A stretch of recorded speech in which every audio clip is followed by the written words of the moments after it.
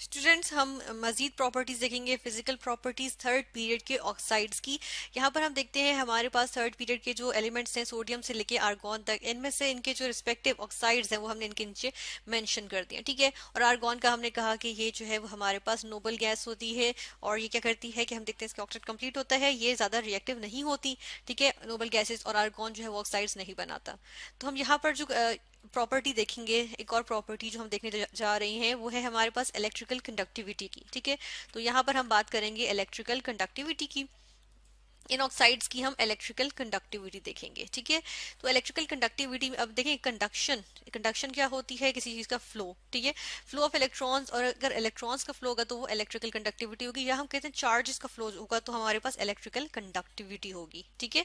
तो यहाँ पर होता क्या है, हम देखते हैं कि अगर हम यहाँ पर देखें तो हमारे पास कुछ जो है वो मेटेलिक ऑक्साइड्स हैं, कुछ नॉन मेटल के ऑक्साइड्स हैं यहाँ पे, ठीक है। तो इस तरह से हम यहाँ पर देखते हैं कि जिस तरह सोडियम, मैग्नीशियम, एल्यूमिनियम है, ये मेटेलिक ऑक्साइड्स हैं। तो इनमें हमारे पास क्या आ जाते हैं, इनका एक प्रॉपर क्रिस्टल क्रिस्टल लैटिस होता है, ठीक है।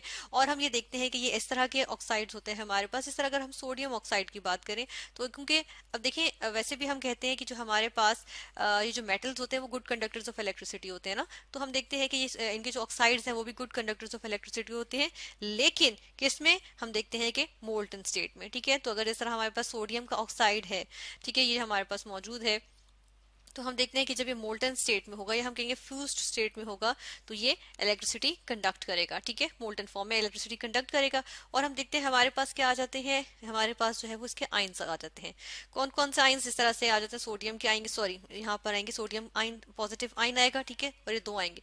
और साथ में क्या आ जाता है, ऑक्सीजन के आइंस आ जाते हैं, ठीक है, ऑक्सीजन का आइन आ गया, ठीक है, ये इस तरह से। तो अब देखें ये जो आइंस है ना, हम देखते हैं कि ये क्या होते हैं। अगर जिस तरह से हमारे पास एक पूरा सेल प्रॉपर मौजूद हो, जिस तरह हम यहाँ सेल बनाएंगे, कि अगर देखें ये एक प्रॉपर सेल मौजूद है, इसमें क्या है, एक हमारे पास जो है यहाँ पे इलेक्ट्रोड ये आ गया, ठीक है, और एक ये दूसरा इलेक्ट्रोड आ गया, ठीक है। इसको हम यहाँ पे नेगेटिव से हमने जो है वो कनेक्ट कर दिया, ये पॉजिटिव से कनेक्ट कर दिया। अब ये देखें इसके अंदर नेगेटिव आइंस हैं, ठीक है, और इसके अंदर हमारे पास पॉजिटिव आइंस हैं। तो अगर इधर इलेक्ट्रोलाइट में, या हमारे पास जो है वो इलेक्ट्रोलाइट में क्या मौजूद है, यहाँ पे सोडियम ऑक्साइड मौजूद है, तो इसके अंदर से जो सोडियम आइंस होंगे वो क्या करेंगे, वो किस तरफ मूव करेंगे, नेगेटिव इलेक्ट्रोड की तरफ। और जो ऑक्साइड के आयंस होंगे वो कहाँ मूव करेंगे, वो हम मूव करेंगे पॉजिटिव इलेक्ट्रोड की तरफ। और इस तरह से हम कहते हैं कि जो आयंस की मूवमेंट होगी उसकी वजह से क्या होगी, इलेक्ट्रिकल कंडक्टिविटी होगी, इलेक्ट्रिकल कंडक्शन होगी, ठीक है। तो इस तरह से आ जाएगा। दूसरी जानिब हम देख रहे हैं यहाँ पर हमारे पास फास्फोरस, सल्फर, क्लोरीन, ये हमारे पास क्या होते हैं, ये हमारे पास आ जाते हैं, हम कहते हैं नॉन मेटल्स, ठीक है। तो अब ये जो नॉन मेटल्स हैं इनका हम देखते हैं कि ये हमारे पास क्या करते हैं, ये हमारे पास जो है ये नॉन मेटेलिक ऑक्साइड्स बनाते हैं। नॉन मेटेलिक ऑक्साइड्स, अब नॉन मेटल्स हमें वैसे ही पता है कि वो क्या होते हैं, इंसुलेटर्स होते हैं, उनमें कोई फ्री इलेक्ट्रॉन्स या फ्री या इनमें चार्जेस नहीं आ जाते, ठीक है, या आइंस नहीं आ जाते, ये इस तरह से मोल्टन स्टेट में कोई आइंस नहीं दे रहे। तो जब आइंस नहीं देंगे ये, तो हम देखते हैं कि हमारे पास क्या होता है कि हमारे पास इनके जो है वो आइंस नहीं आते, उनका फ्लो नहीं होता। और हम देखते हैं कि उन आइंस की मूवमेंट या किसी चार्ज की मूवमेंट नहीं होती, जिसकी वजह से इलेक्ट्रिकल कंडक्टिविटी नहीं होती। और हम देखते हैं कि वो क्या हो जाते हैं, हमारे पास क्या आते हैं, नॉन कंडक्टर्स आते हैं या इंसुलेटर्स होते हैं, ठीक है। इसके बाद हम यहाँ पर एक और प्रॉपर्टी डिस्कस करेंगे, और वो कौन सी प्रॉपर्टी होगी वो भी हम देख लेते हैं। That is melting and boiling point. इनके मेल्टिंग और बॉइलिंग पॉइंट्स को हम यहाँ पर डिस्कस कर लेते हैं, ठीक है, मेल्टिंग एंड बॉइलिंग पॉइंट्स। तो यहाँ पर हमने डिस्कस करेंगे अब मेल्टिंग एंड बॉइलिंग पॉइंट्स। अच्छा, यहाँ मेल्टिंग एंड बॉइलिंग पॉइंट्स के लिए हम देखेंगे, अगेन हम देखते हैं कि जो हमारे पास यहाँ पे आ रहे हैं सोडियम, मैग्नीशियम, एल्यूमिनियम, ये क्या है, ये हमारे पास आ जाते हैं मेटल के ऑक्साइड्स, ठीक है। अब मेटल्स में के ऑक्साइड्स, इसमें क्या आ जाती है, मेटेलिक बॉन्डिंग आ जाती है, और मेटेलिक ऑक्साइड्स जो है वो मेटेलिक सॉलिड्स आ जाएंगे, ठीक है। तो ये हमारे पास मेटेलिक सॉलिड्स होंगे। और मेटेलिक सॉलिड्स में हम क्या देखते हैं, सर यहाँ से लिख भी देते हैं कि ये हमारे पास मेटेलिक सॉलिड्स आ गए। और मेटेलिक सॉलिड्स में हम देखते हैं कि हमारे पास क्या होता है, हमारे पास यहाँ पे हम कहते हैं कि मेटेलिक बॉन्डिंग जो होती है उसकी वजह से एक प्रॉपर क्रिस्टल लैटिस आ जाता है, जिसकी वजह से हम देखते हैं कि यहाँ पे इनमें हमारे पास क्या होती है, इनमें हमारे पास जो है वो melting and boiling point high होता है, ठीक है। हम यहाँ पर लिखेंगे हाई मेल्टिंग पॉइंट, ठीक है, और बॉइलिंग पॉइंट। इनमें क्या है, इनमें मेटेलिक बॉन्डिंग है, जिसकी वजह से हम देखते हैं high melting and boiling point आ गया, ठीक है। देन हमारे पास क्या होता है, हमारे पास यहाँ पर आ जाता है, हम देख रहे हैं कि हमारे पास सिलिकॉन डाइऑक्साइड। सिलिकॉन डाइऑक्साइड क्योंकि इसके जॉइंट क्रिस्टल लेटिस आ जाते हैं, जिस तरह यहाँ अपने क्रिस्टल लेटिस की बात की, इस तरह सिलिकॉन डाइऑक्साइड के भी हमारे पास ये एक हमारे पास कोवलेंट सॉलिड आ जाता है, उसमें इसके जॉइंट मॉलिक्यूलर स्ट्रक्चर्स आ जाते हैं, जिसकी वजह से हम देखते हैं कि इसके अंदर फिर हमारे पास जो है वो क्या होती है, इसके melting and boiling point high होते हैं, ठीक है, क्योंकि जॉइंट क्रिस्टल लेटिस की फॉर्म में ये मौजूद होते हैं, ठीक है। इसके बरक्स अगर हम यहाँ पर बात करें फास्फोरस से क्लोरीन तक के इनके ऑक्साइड्स की बात करें, इनके ऑक्साइड्स की बात करें तो हम यहाँ पर देखते हैं कि ये हमारे पास जो है लो मेल्टिंग पॉइंट होते हैं इनके और लो बॉइलिंग पॉइंट होते हैं, ठीक है।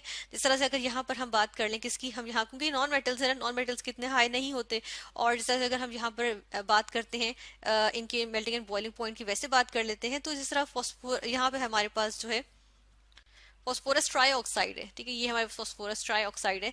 इसकी अगर हम बात करें तो इसका अगर हम मेल्टिंग पॉइंट देखें, यहाँ पर मैं लिखूंगी मेल्टिंग पॉइंट, तो वो क्या है, वो यहाँ पर मेरे पास क्या इसका मेल्टिंग पॉइंट होता है, मेल्टिंग पॉइंट इसका यहाँ पर आ जाता है, हम देखते हैं 22.8 डिग्री सेल्सियस, ठीक है। और अगर हम इसके बॉइलिंग पॉइंट की बात करें, बॉइलिंग पॉइंट तो ये हमारे पास कितना होता है, ये हमारे पास आ जाता है 173 डिग्री सेल्सियस, ठीक है। अच्छा यहाँ पर देखिए फॉस्फोरस के अगर हम यहाँ पे ऑक्साइड्स की बात करें तो ये हमारे पास सॉलिड होते हैं, ठीक है, फिजिकली ये क्या होते हैं, सॉलिड्स इन नेचर होते हैं। तो हम देखते हैं लेकिन यहाँ पे होता क्या है कि ये हमारे पास इनकी लो मेल्टिंग जो है वो सॉलिड्स होते हैं, ठीक है। जिस तरह से हमने मेल्टिंग पॉइंट देखा 22.8 डिग्री सेल्सियस आ गया फॉस्फोरस ट्राईऑक्साइड का, ठीक है। किस वजह से होते हैं, क्योंकि ज्यादा से ज्यादा ये क्या करेंगे, ये डायमर की फॉर्म में होते हैं, P4O6 है ना, तो हम इसको फॉस्फोरस ट्राईऑक्साइड कह रहे हैं, ठीक है। तो अगर हम देखें तो इसका एक यूनिट क्या आ जाता है, PO3 आ जाता है, ठीक है। तो वो कुछ इस तरह से हम देखते हैं, सॉरी P2O3, ठीक है, P2O3, तो ये इस तरह से आ गया, एक मॉलिक्यूल उसके साथ एक और आ गया, इसका मतलब एक यूनिट आ गया और इसका एक और यूनिट आ गया P2O3 का, ठीक है। तो ये इस तरह से जो है वो हमारे पास कनेक्शन होता है और वो एक डायमर की फॉर्म में आता है और वो एक्चुअली हम कहते हैं P4O6 है। यही कंडीशन हम देखते हैं हमारे पास फॉस्फोरस पेंटॉक्साइड में होती है, ठीक है।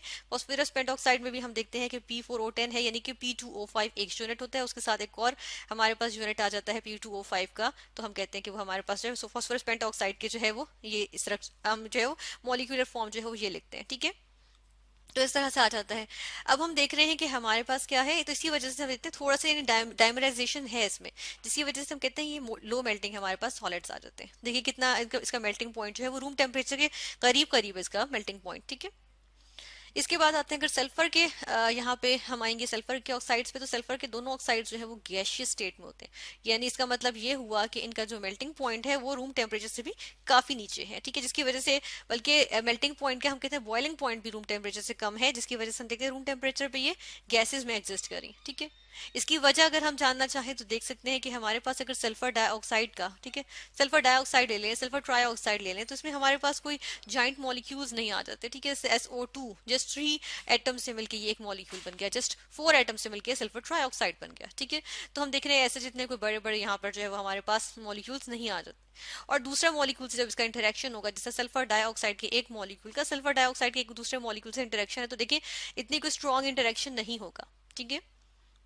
इसके अलावा यहाँ पर एक और चीज पे भी बात करेंगे, यहाँ एक और पॉइंट भी रेज होता है और वो हम देखते हैं कि हमारे पास यहाँ पे, क्योंकि क्लोरीन की भी चले साथ बात कर लेते हैं, क्लोरीन के ऑक्साइड्स को और सल्फर के ऑक्साइड्स को देखें तो इनके जो ऑक्सीजन और क्लोरीन या ऑक्सीजन और सल्फर इनके दरमियान में हमारे पास इलेक्ट्रोनेगेटिविटी की बात आ जाती है कि इतनी ज्यादा जो है वो इलेक्ट्रोनेगेटिविटी डिफरेंस नहीं होता, जिसकी वजह से इनके मॉलिक्यूल्स जो होते हैं वो नहीं होते बल्कि नॉन पोलर होते हैं, ठीक है। जिस तरह से अगर हम यहाँ पर देखें तो हमारे पास यहाँ पर क्या होता है, यहाँ पर हमारे पास अब अगर सल्फर की मैं बात करूं कि सल्फर की इलेक्ट्रोनेगेटिविटी क्या होती है, तो सल्फर की इलेक्ट्रोनेगेटिविटी आ जाती है 2.6, ठीक है, इस तरह से आ गई। ऑक्सीजन की कितनी होती है, ऑक्सीजन की होती है 3.5, यानी ज्यादा डिफरेंस नहीं है, ठीक है। इसी तरह अगर क्लोरीन आ जाता है तो क्लोरीन की देखें तो ये आगे 3.16, ठीक है। अब देखें सल्फर डाइऑक्साइड में या सल्फर ट्राइऑक्साइड में सल्फर और ऑक्सीजन की इलेक्ट्रोनेगेटिविटी है, इनके दरमियान डिफरेंस होगा ना, देखा जाएगा तो इनमें हमारे पास पोल्स ऐसे सच नहीं बनते, ठीक है। तो हमारे पास नॉन पोलर मॉलिक्यूल्स आ रहे हैं जिनमें हमारे पास लंडन डिस्पर्जन फोर्सेज होती है या वीक वॉन्डरवॉल्स फोर्सेज आ जाती हैं। और यही हाल देखें ऑक्सीजन और क्लोरीन के, यानी कि क्लोरीन के ऑक्साइड्स का आ जाता है कि उनमें देखें क्लोरीन और ऑक्सीजन में ज्यादा इलेक्ट्रोनेगेटिविटी डिफरेंस नहीं है, जिसकी वजह से हम कहते हैं कि ये नॉन पोलर, ये हमारे पास नॉन पोलर मॉलिक्यूल्स आ जाते हैं। तो एक मॉलिक्यूल का दूसरे मॉलिक्यूल के साथ जो इंटरेक्शन होगी या हम कहते हैं कि बॉन्डिंग होगी, ठीक है, intermolecular forces of attraction weak होंगी, ठीक है, एक मॉलिक्यूल के दूसरे मॉलिक्यूल के साथ। तो इस तरह से हम कहते हैं कि ये इनके लिए मेल्ट होना या बॉयल होना जो है वो बहुत कम टेम्परेचर पे भी पॉसिबल होता है। तो इस तरह से हमने देखा कि यहाँ पे जो मेटेलिक ऑक्साइड्स हैं वो हमारे पास जो है वो high melting and boiling point है। सिलिकॉन डाइऑक्साइड का हम देखा कि वो जो है हमारे पास कोवलेंट सॉलिड आ जाता है, जो हमारे पास किसमें जाइंट कोवलेंट बॉन्डिंग के साथ जो है वो जॉइंट स्ट्रक्चर्स आ जाते हैं, ठीक है, जॉइंट क्रिस्टल लैटिसेस आ जाते हैं। और उसके बाद फास्फोरस से क्लोरीन तक के ऑक्साइड्स जो हैं वो हमारे पास क्या होते हैं, लो मेल्टिंग सॉलिड्स होते हैं या फिर वो गैशियस स्टेट में एग्जिस्ट करते हैं, ठीक है। और इस तरह से हमने यहाँ पर इलेक्ट्रिकल कंडक्टिविटी भी डिस्कस की। ये जो नॉन मेटल्स हैं उनके ऑक्साइड्स जो है वो नॉन कंडक्टर्स होते हैं, जो मेटेलिक ऑक्साइड्स हैं वो मोल्टन स्टेट में जो है वो कंडक्टिविटी शो करते हैं, क्योंकि मोल्टन स्टेट में वो आयंस की फॉर्म में आ जाते हैं और आयंस की मूवमेंट से कंडक्टिविटी, इलेक्ट्रिकल कंडक्शन जो है वो ये शो करते हैं। तो इस तरह से हमने यहाँ पे स्टडी किया physical properties of third periods oxides.